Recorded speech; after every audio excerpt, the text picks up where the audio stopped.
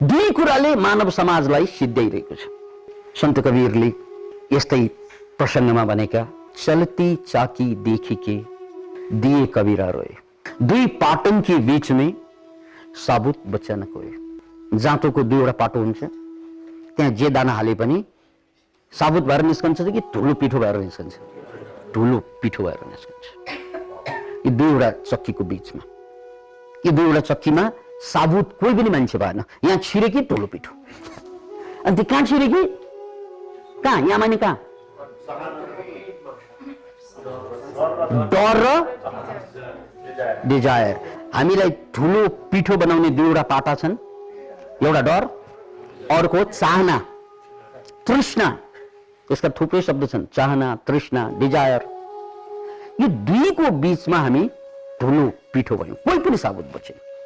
तर साबुत तबसम्म बच्दैन, अब साबुत बचेन भने त्यसलाई रोपेर अर्को आउँदैन, पिठो भयो त खानलाई मिल्छ, रोप्नलाई मिलेन, सक्यो।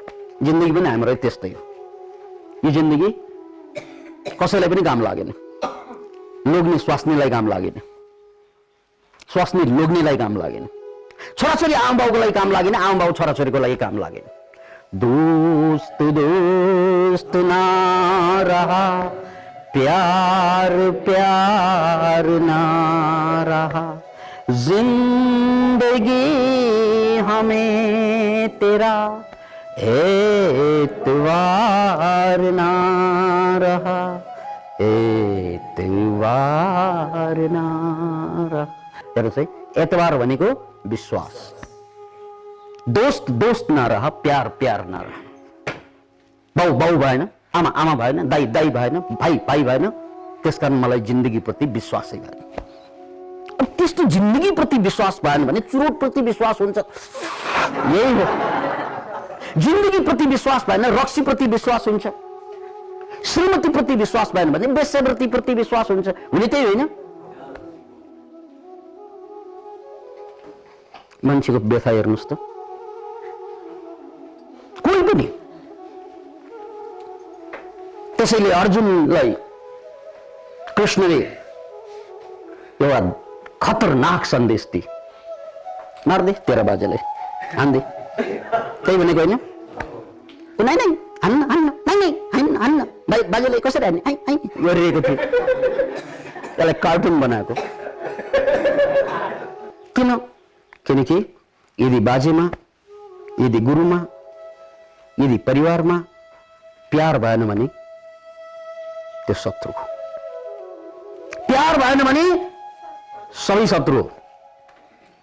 त्यसकारण जोसँग प्यार हुँदैन उसँगै हुने वार हो। वारैमा आइसकेपछि सिद्ध्याउनु धर्म हुन्छ।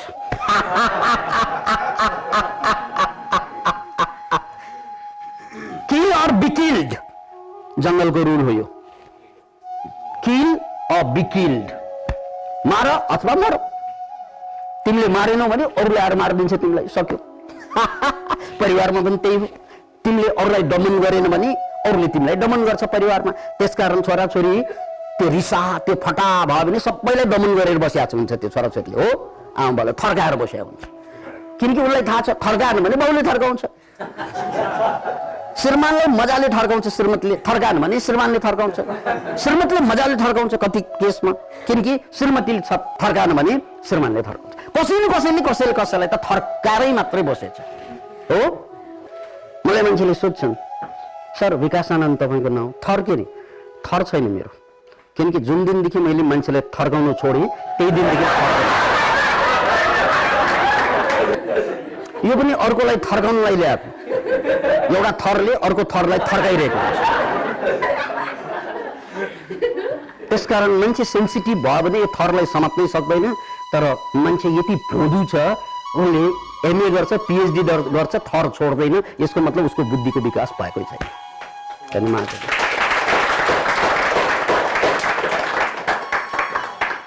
उसमा साइकोलोजिकल चेन्जै छैन। हामी एजुकेटेड रे, नाम के भन्न सर? प्रमिला पाण्डे रे। के को पाण्डे? सबै कुरा गरेको। वाइ थर्किन्छ यो तपाईँलाई? कहिले पनि सोच्दैन। यो थर्काउनलाई ल्याएको कुरा। हाम्रो समाज नराम्ररी थर्किसक्यो यसले, हो कि होइन? त्यही पनि छोड्दैन, राइट?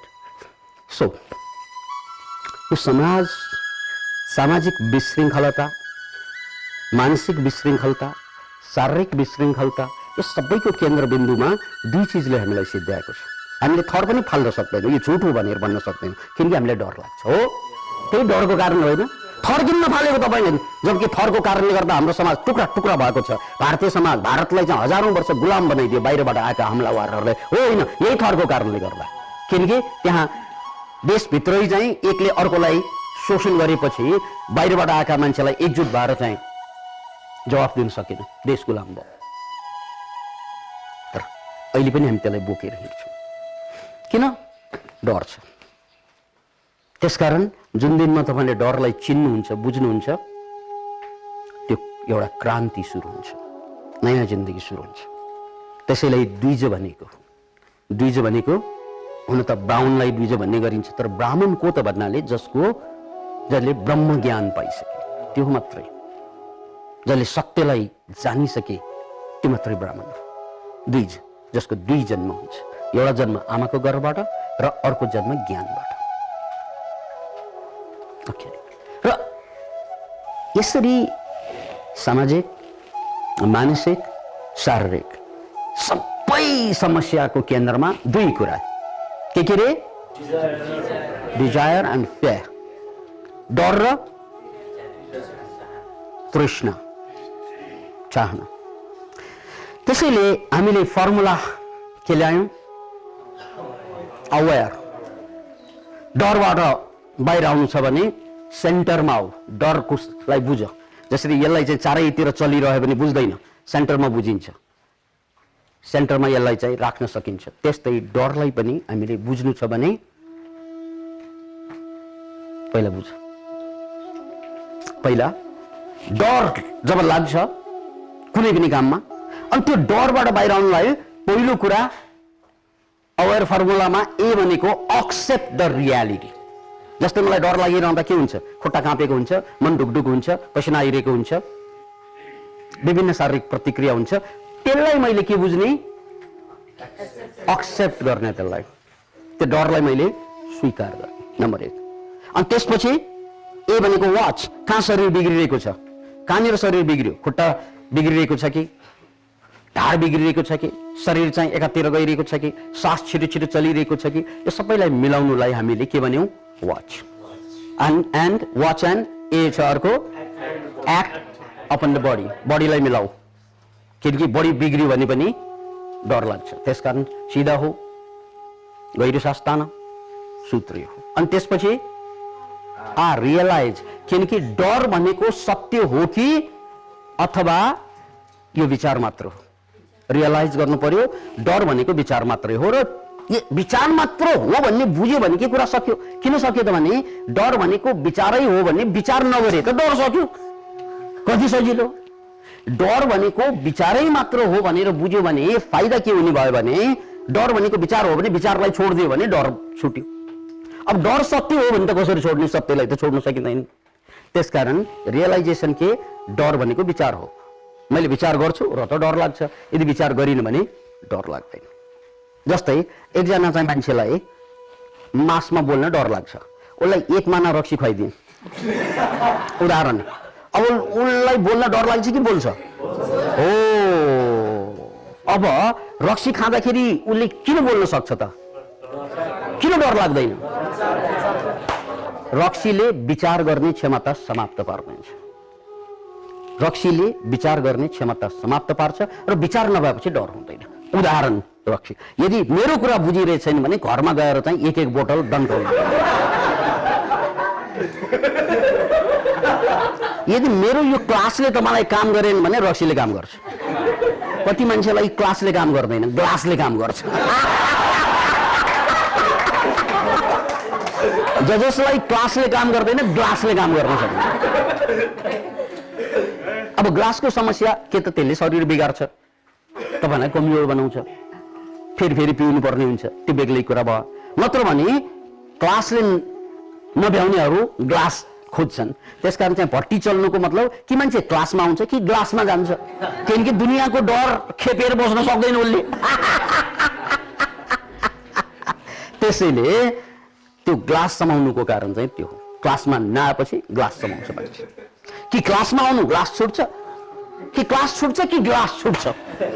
जो क्लासमा छैन ऊ ग्लासमा छ भनेर बुझ्नु। किनकि दुनियाँमा सबैले सबैलाई थर्काएको भन्ने बुझ्छ अनि डराइ डराइ बाँच्नुलाई गाह्रो हुन्छ, राइट। जो क्लासमा पनि जाँदैन ग्लासमा पनि जाँदैन उसलाई एङ्जाइटी डिसअर्डर र डिप्रेसन भएर फेरि साइकोलोजिकल प्रब्लम भइसकेको हुन्छ। Can you imagine it? यदि क्लासमा पनि गएन सिकेन ग्लास पनि लिएन भने के हुन्छ? डर एक्सट्रिममा गएपछि त्यो रोग बन्छ। त्यसकारण तपाईसँग दुईवटा विकल्प छ, कि ग्लासमा जाऊ कि क्लासमा आऊ, कि डिप्रेसन हो या एङ्जाइटी डिसअर्डर हो। त्यो भयो भने त जिन्दगी जिउँदै मरेटुल्ले हुन्छ। Can you imagine it? तर पिउने मान्छेमा आशा बाँकी रहन्छ कुनै दिन सुध्रेला।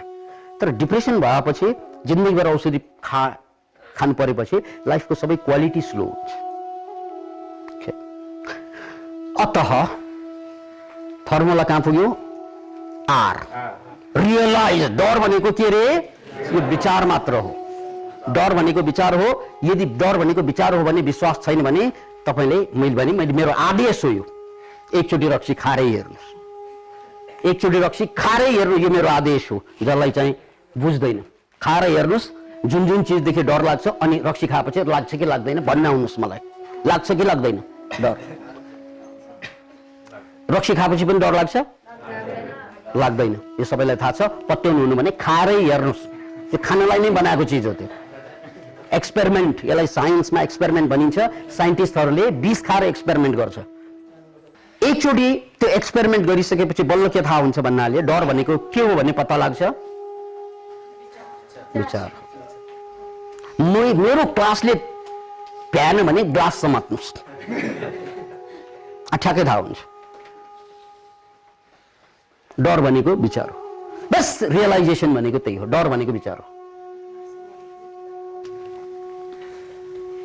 ओके, त्यसैले एउटा द मोस्ट इम्पोर्टेन्ट थिङ यहाँ के? रियलाइजेसन। डर भनेको सत्य होइन, के हो? विचार।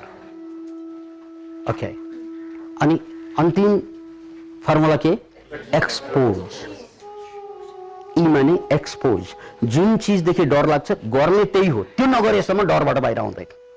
अनि एकचोटि डरबाट बाहिर आइसकेपछि तपाईँलाई रिफरेन्स के हुन्छ जिन्दगीभरको लागि? डर भनेको विचार मात्रै हो, म हरेक डरलाई जित्न सक्छु। र जुन दिन तपाईँले डरलाई जित्न सक्नुहुन्छ तपाईँको रोग कम हुँदै जान्छ शारीरिक रूपमा। याद राख्नुहोस्, हो धेरै रोग बोकेका मान्छेहरू यो धेरै रोगको कारण चाहिँ के त भन्नाले डर मात्र होइन, नेगेटिभ इमोसन। त्यसले तपाईँको ब्लड के बनाइदिएछ? एसिडिक बनाइदिन्छ। त्यो एसिड बनेपछि सबै रोग हुर्केको हो। त्यसकारण डरको कनेक्सन रोगसँग यसरी। अब मानसिक रूपमा डरको कारणले गर्दा तपाईँले प्रगति गर्न सक्नुहुन्न, मनमा रहेको कुरा बोल्न सक्नुहुन्न, सक्यो कुरा। अनि सामाजिक रूपमा डर भएको मान्छेले कसैले कसैलाई प्यार गर्दैन, खालि वार गरेर बस्छ। मान्छे जुन झगडा गर्छ नि त्यो पनि डराएरै झगडा गर्ने हो। किनकि चुपचाप बस्यो भने यसले मलाई के गर्छ थाहा छैन, आरोप पहिल्यै लगाइहाल्यो यसलाई, नत्र यसले मलाई आरोप लगाउला भन्ने पनि। त्यो डर छेरुवाहरू मान्छेहरू बडा खतरनाक हुन्छ। बिरालोलाई थुन्यो भने नथुन्योसम्म ऊ भाग्छ, थुन्यो भने चाहिँ उसले चाहिँ के गर्छ? बिरालोले हमला गर्छ। हो होइन? हो। बिरालोले हमला गरेको के? सुरवीर भएर गरेको कि डराएर गरेको हो? त्यसकारण तपाईँको घरमा बिराला जस्ता मान्छेहरू हुन्छ, जोइले पोइलाई जोइलाई, कोइलाई दाइले भाइलाई। त्यो एकदम झ्याम्मै चाहिँ हामफालिरहेका हुन्छ नि मान्छेहरू, एट्याकै गरिहाल्ने। किन थाहा छ? उनीहरू बलवान भएर गरेको होइन, उनीहरूलाई डर लागेर गरेको। तिनीहरू बिराला हुन्, दे आर क्याट्स। त्यसैले मान्छे डराउने मान्छेहरू हमलावार हुन्छन्, किनकि उसले प्यार गर्न सक्दैन, वार गरिहाल्छ। जो मान्छेमा डर छैन उसले वार गर्दैन, जे बाँकी रहन्छ त्यो प्यार हुन्छ, त्यसलाई चाहिँ करुणा भनिन्छ।